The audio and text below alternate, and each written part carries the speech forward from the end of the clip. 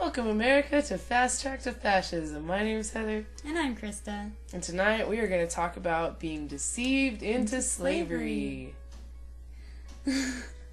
Everybody put your Valium smiles on. Money is what runs everything. The world doesn't revolve around money, but society revolves around money. Period. If you want to be in this society, you better make some fucking money. And lots of it. Because of the fact, our next point, is because of the privatization. Yeah. Of the monopolies of the utilities companies, especially in this Or town. they turn off your bill before it's even due, and then they won't turn it on again. Like, you can't go to anybody else. Yeah. And they're pretty much allowed to do whatever they want because you have to have water and electricity. Mm-hmm. It's pretty gay. So, we decided to do this episode because of the money situation that Christa and her husband and her kids are facing on a daily basis. And I luckily don't have any kids or a husband or any financial ties besides insurance on my car, which we're going to get into that. But her husband's been dealing with basically like crap jobs. Doesn't have a college education. His actually something his parents had did to him, which is going to be another episode of ours about prisons for your children.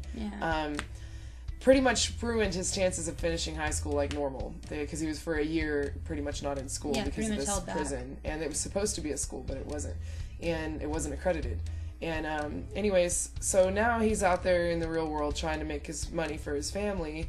Not saying, it's just a tragedy that, these people decided to go ahead and have their kids even though they weren't financially ready. And it doesn't matter. I mean, it shouldn't be this hard to just pay your bills. Anyways, so he'll go and, what you say, in 06 he made $6 an hour. And 07 he made $7 an hour. And now in 08 he's been making $8 an hour all year.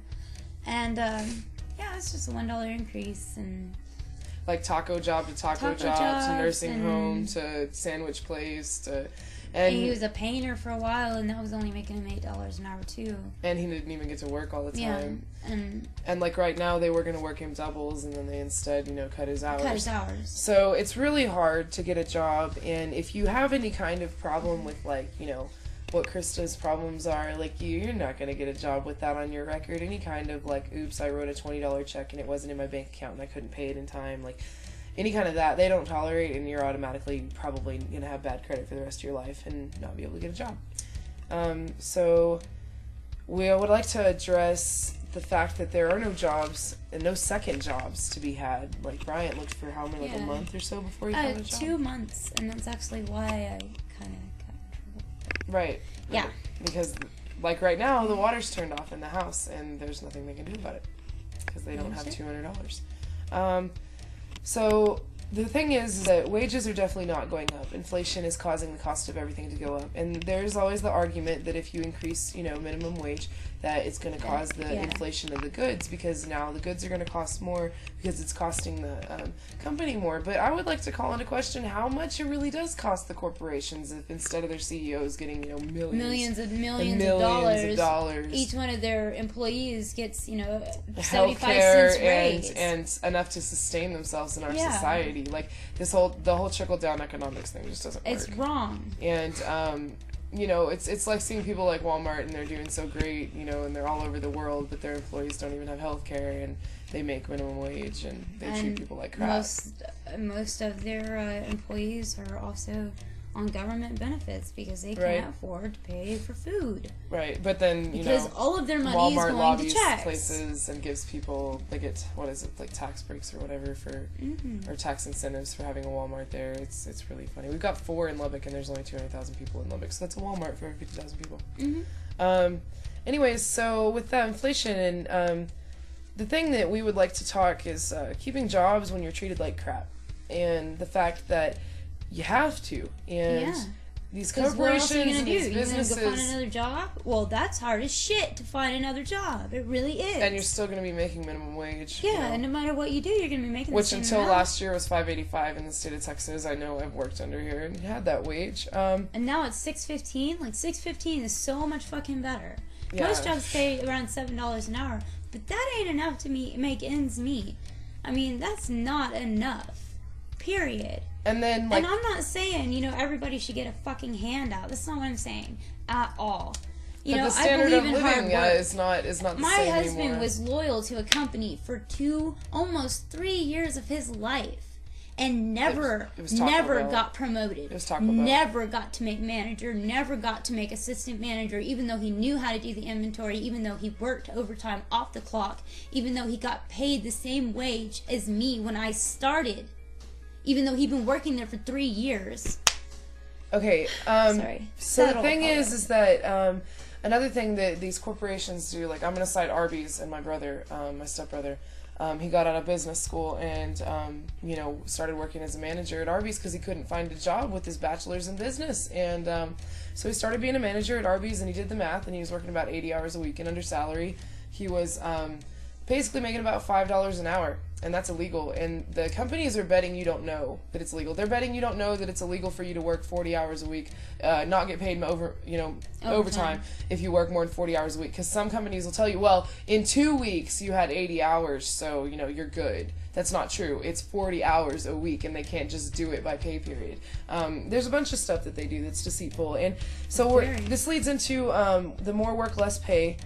And then we were going to talk about how, like, for me personally, the jobs that I've had before I started working for myself was that references. You know, like, I've walked out on every single job that I have had since I was a camp counselor, since I was 20 years old.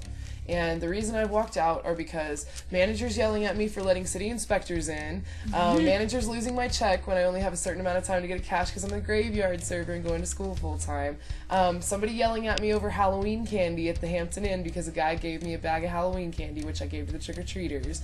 And these are just things that the principal alone, I walk out.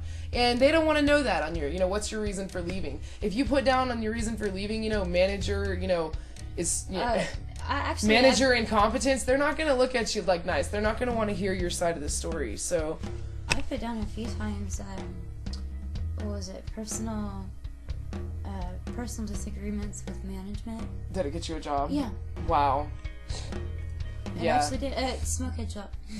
Dude, that's because Ike will hire anybody because he... Yeah. Okay, I'm talking about the guy that yelled at me for letting him in to look at the water pipe in the ceiling, the city inspector. He was like, Heather, you left him alone for 3 seconds. And this guy, like, is crazy. He's totally crazy. And, yeah, he's total crackhead. And everybody, out of all the 8 people that got hired with me, I was the last one to go. They said I was their best trainee, and he still is just too abusive, and I wasn't going to put up with it. And I walked out. Well, I was hired under the same guy, and after the 3rd day of working there, I ended up walking out, and I actually have a pretty, you know, strong get up and go attitude when it comes to work. You know, I'm not late. I do my job. I scorn other people who don't do their job and stand there walking. She's a little slow for housekeeping, but she's a good keeper. Yeah. So, do my job right. If it might be slow, whatever. So our main point of this episode is that, you know, pretty much from the time you're born until the time you die, you to pay for your water. Yeah, I mean, to have a place to live. You can't just have a place of land and build a house or live in a tent. You can't even go camping anymore and stay in the woods and be a hermit in the mountains. They'd probably call you a terrorist. Yeah, they would definitely call you a terrorist. And in this system, the only 2 guarantees in life are death and taxes. Of course. Mr. Marshall told me that. And then I made a list of things that you pay taxes on besides your income tax, guys, because income tax just goes to paying back the debt and the interest. On the money loan. So loan you pay taxes on your roads, if they're toll roads, which we're talking about here in Texas. We're going to get to that in just a second, which is called the Trans-American Transcontinental Corridor.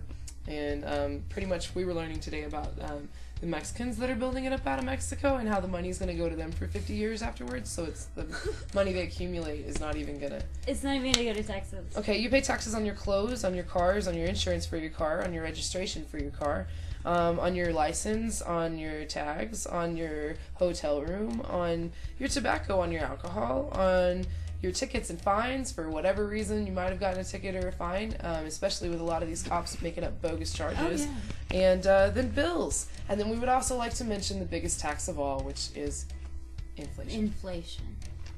So, thank you guys.